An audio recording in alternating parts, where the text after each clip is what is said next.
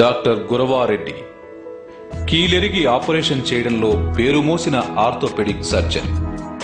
తన మెదడు మోకాట్లో ఉందని చమత్కరించగల ఈ హ్యూమరిస్ట్ పేషెంట్ చనిపోతే కన్నీళ్లు పెట్టుకునే హ్యూమనిస్ట్ కూడా. రైటర్ గాను ఓ సక్సెస్ఫుల్ ఆపరేషన్ చేసిన ఈ డాక్టర్ సంగీతం అంటే చెవి కోసుకుంటారు. హోదాల మాటున బిగుసుకుపోతే మనిషికి యంత్రానికి తేడా లేదంటున్న సన్షైన్ ఎండి డాక్టర్ గురవారెడ్డితో open heart with RK. Welcome to open heart doctor గారు. నమస్కారం. నమస్కారం. మామూలుగా డాక్టర్లు అంటే చాలా రిజర్వ్డ్ గా గంభీరంగా ఉంటారు. అందరికి కూడా అదే అభిప్రాయం. ప్లస్ డాక్టర్లు కూడా అలాగే బిహేవ్ చేస్తుంటారు. కానీ డాక్టర్ గురవారెడ్డి విషయంలో అందుకు పూర్తి భిన్నంగా ఉంటుంది. ఆయనతో డాక్టర్తో ఉన్నట్టు ఉండదు, డాక్టర్తో మాట్లాడుతున్నట్టు ఉండదు. ఎందుకు అంటే అసలు ఇన్ని కళలు ఎందుకు వచ్చినాయి మీకు? చిన్నప్పుడు మా నాన్న చెప్తున్నాడు అంకమ్మ శకలని. అంకమ్మ శకలు, అవును. మనం ఆ అంశతో పుట్టినట్టు పొరపాటున డాక్టర్ అయ్యాను. ఆ అంకమ్మ శకలు అలా ఉండిపోయింది, అవి మిగిలిపోయి అదనంగా డాక్టర్ని యాడ్ చేసుకున్నాం. కానీ రాను రాను చూస్తే ఆ అంకమ్మ శకల వల్లే నాకు ఇంకా ప్రాచుర్యం, మీరు అన్నట్టు ఒక భిన్నత్వం, పేషెంట్లకు కూడా ప్రేమ దానివల్ల కలిగింది. సో అంకమ్మ శకల్ని అలా పదిలంగా అట్టి పెట్టాను. ఇప్పటికే కొంతమంది అంటారు, ఏమైనా డాక్టర్వి అట్లా పేషెంట్ ముందు అట్లా మాట్లాడుతూ డిగ్నిటీ మెయింటైన్ చేయాలని. నేను ఒప్పుకున్నది. అసలు నన్ను అడిగితే డాక్టర్ పేషెంట్ తోటి 1 minute లో ఆ ర్యాపో ఎస్టాబ్లిష్ చేయడానికి the best weapon or the best technique is the humour. అంటే జనరల్ గా అసలు డాక్టర్లు వాళ్ళకి జోకులు వినడానికి టైం ఉండదు, వేయడానికి టైం ఉండదు. అవును సార్, కరెక్ట్ కదా. అంటే ఇప్పుడు ఒకటి, డాక్టర్ ఫస్ట్ ఆఫ్ ఆల్ ఒక హ్యూమన్ బీయింగ్. ఆ human being a human being అయినా హ్యూమర్ ఇష్టం. ఇప్పుడు మన జంజాల గారు అన్నట్టు ఏదో నవ్వించడం ఒక భోగం, నవ్వటం ఒక యోగం, నవ్వలేకపోవడం ఒక రోగం. బట్ వీళ్ళు డాక్టర్లు ఆ రోగం తెచ్చిపెట్టుకుంటారు. చాలా మంది స్టిఫ్ అప్పర్ లిప్, మనం సొసైటీలో ఇది మనం వీటితో మాట్లాడకూడదు, మధ్యలో ఒక తెర వాళ్ళుగా పెట్టుకున్న తెర అండి. అందరూ చదువుకున్న రోజుల్లో వేషాలు వేసి హ్యూమర్ ఉన్న వాళ్ళు అందరూ 90% people are humour loving people. కానీ ఇక్కడికి వచ్చేసరికి స్టిఫ్ అప్పర్ లిప్. డాక్టర్ వృద్ధిలోకి వస్తున్న కొద్దీ వాడి హ్యూమర్ తగ్గిపోద్ది, మీరు అన్నట్టు ఆ ఇంటరాక్షన్ తగ్గిపోద్ది, ఒక రకమైన గ్యాప్ వచ్చేస్తుంది తెలియకుండా. బట్ ఆ గ్యాప్ మంచిది కాదన్న సంగతి వాళ్ళు రియలైజ్ అవ్వట్లా. అయ్యేటప్పటికి జరగాల్సింది జరిగిపోద్ది. పేషెంట్కి ఒక ఇంప్రెషన్ పడిపోద్ది, ఈ డాక్టర్ కోపిస్తాడను, ఈ డాక్టర్ సరిగా మాట్లాడాను, అవును, ఈ డాక్టర్ అటు చూసి ఇటు ప్రిస్క్రిప్షన్ రాస్తాడు. అంటే అసలు ఈ మధ్యకాలంలో డాక్టర్లు పేషెంట్ చూడకుండా రాస్తున్నారు ప్రిస్క్రిప్షన్. అవును సార్, పేషెంట్ ప్రింటెడ్ ఉంటుంది కనుక.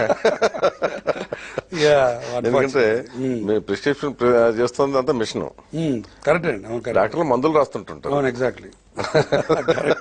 అంతే కదా. అవును. సో ఆ రోజుల్లోకి వచ్చాం కదా. ఇదివరకు ఏంటంటే పుట్టు పూర్వోత్తరాలని అడిగేవాళ్ళు, మంచి చెడు కాసేపు వాళ్ళతో ఇంటరాక్ట్ అయ్యేవాళ్ళు. అవును, ఎగ్జాక్ట్లీ. ఇప్పుడు అది లేదు. అది వెరీ అన్ఫార్చునేట్. ఇప్పుడు బట్ స్టిల్ మీరు అన్నట్టు ఏ డాక్టర్ అయినా పేషెంట్స్ లో పాపులర్ అయ్యాడంటే ఆ డాక్టర్ కి ఈ హ్యూమన్ టచ్ ఉన్న డాక్టర్ ఉంటాడు. Very rarely you see successful doctors being aloof. కొంతమంది ఉంటారు, బట్ వాళ్ళు ఏంటంటే పిరమిడ్ లో ఇంకా హైయెస్ట్ లెవెల్కి వెళ్ళిపోయి ఇక వాడు నెలకి ఓన్లీ 10 కేసులు చేసి ఒక్కొక్క కేసు 50 లక్షలు తీసుకునే డాక్టర్లు తప్ప నార్మల్ గా జనజీవనంలో కలిసిపోయిన డాక్టర్లు అందరూ మంచి హ్యూమర్ గానే ఉంటారు. నేను కొంచెం ఎక్కువ.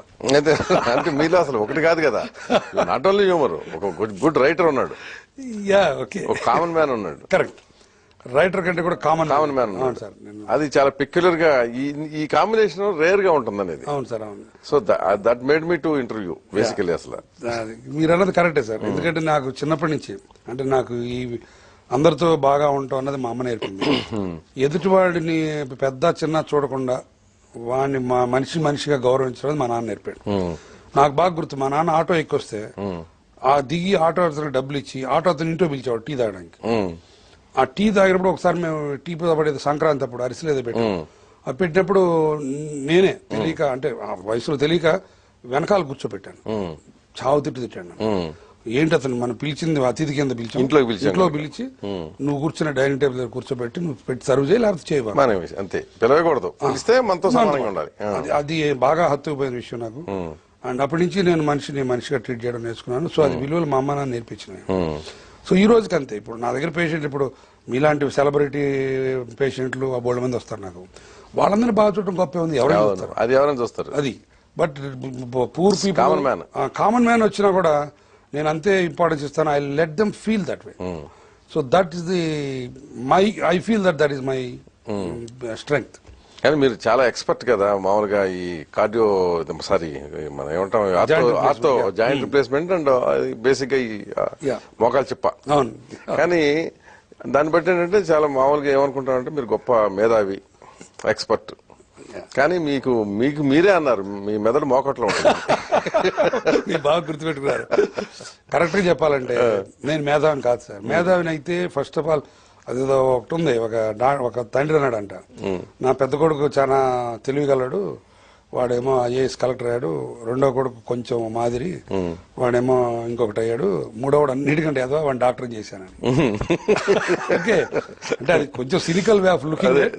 టు బి ఫ్రాంక్, డాక్టర్ అవడానికి ఎక్స్ట్రాడినరీ పీడియాట్రీ ఉంటే చాలు. ఒక డాక్టర్ వృత్తిలోకి వచ్చిన తర్వాత సక్సెస్ఫుల్ డాక్టర్స్, ఇప్పుడు మా క్లాస్ లో 10 గోల్డ్ మెడల్స్ వచ్చిన ఆయన ఉన్నాడు, ఆయన ఎక్కడున్నా నాకు తెలియదు, నేను బయోకెమిస్ట్రీ తప్పా, I'm something today. That is because life is different from the medical college. So life లో పరీక్షలు పాస్ అయ్యి పేషెంట్ల దగ్గర ఉండటం డిఫరెంట్. కాబట్టి దాని మెదడు తెచ్చుకోవడం డిఫరెంట్. హృదయం ఉంటే చాలు. మా నాన్న ఇప్పుడు చదువుకున్న రోజులు నీ కాలు నీ బుర్ర మోకాల్లో ఉందని వాడు అక్కడే ఫిక్స్ అయిపోయాం. అంతేనా? అక్కడే ఫిక్స్. అదే అభిప్రాయం ఉన్నారా? అందుకనే మోకాలు చెప్పు మార్పిడి మీద అంతే ఎక్స్పర్ట్ అయిపోయారా? ఎక్స్పర్ట్ అయిపోయారు. అక్కడ ఎదుగుతుంటారు. అదే కదా, మెదడు కోసం ఎదుగుతున్నారు, అక్కడే ఉంటారు. అది చాలా మంది ఇప్పుడు నా బ్రెయిన్ కి ఏదైనా ఆపరేట్ చేయాలంటే ఇక్కడ కాదు, ఇక్కడ చేయాలి. అదే అంటే తర్వాత ఆర్థోపెడిక్స్ నేను సెలెక్ట్ చేసుకోవడంలో కూడా లైటర్ వెయిన్ లో orthopaedics doesn't need that much brains.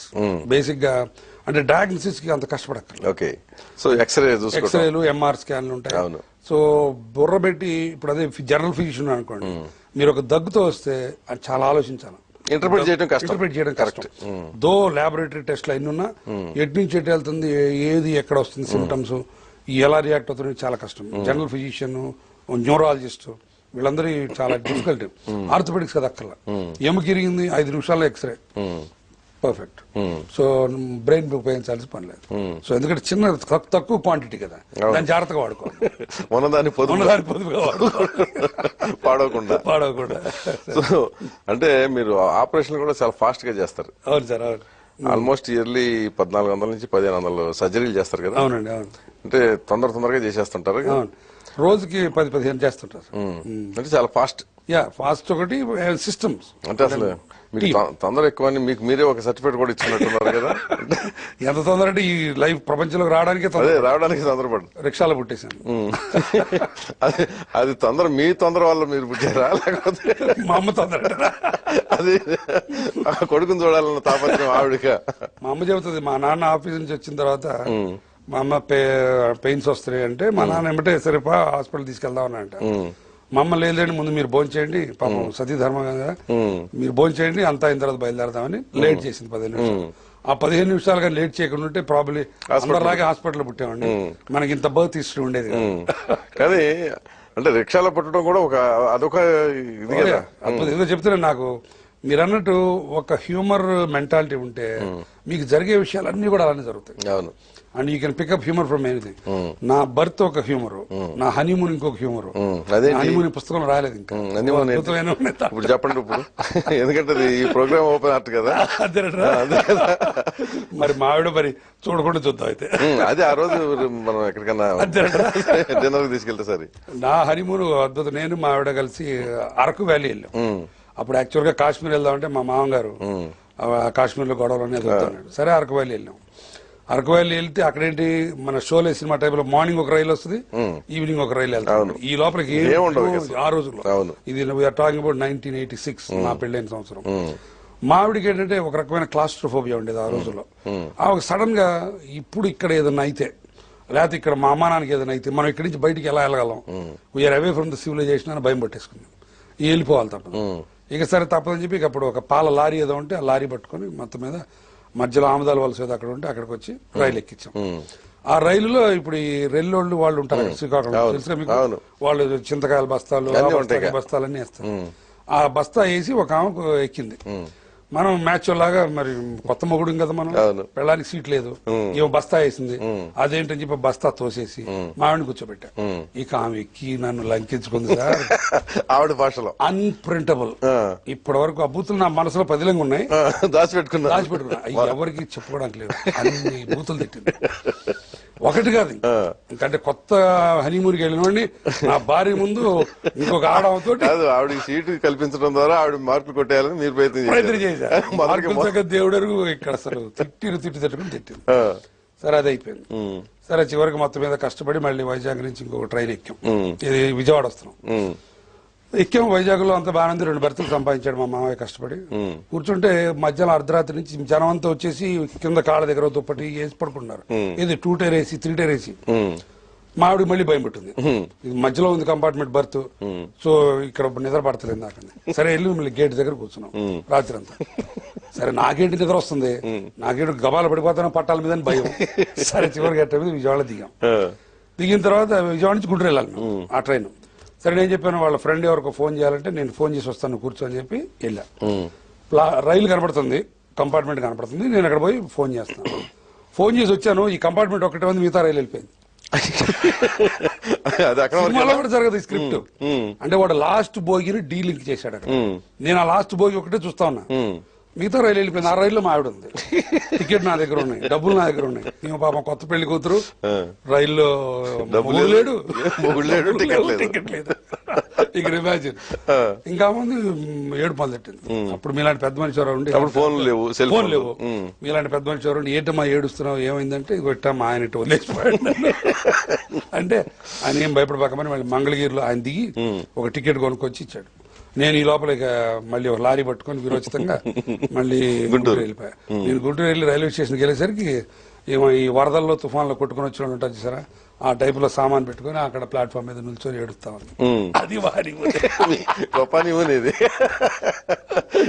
అద్భుతమైన ఆ ప్రభావం నుంచి మళ్ళీ ప్రసన్నం చేసుకోవడానికి ఏం చేసి ఉంటారు?